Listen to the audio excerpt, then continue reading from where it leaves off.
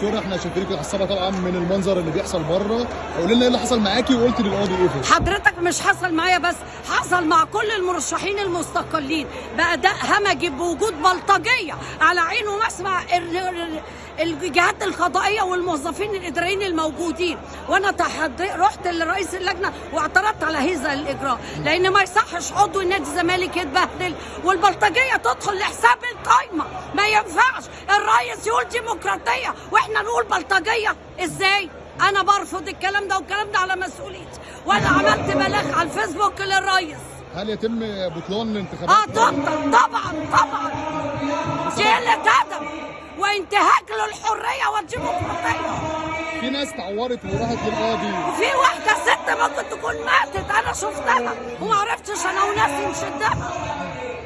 حضرتك بتطالبي بايه حاليا في اللحظه دي؟ وفي إلغاء الانتخابات علشان يتم التحكم من بيبان ما يدخلش البلطجية دي.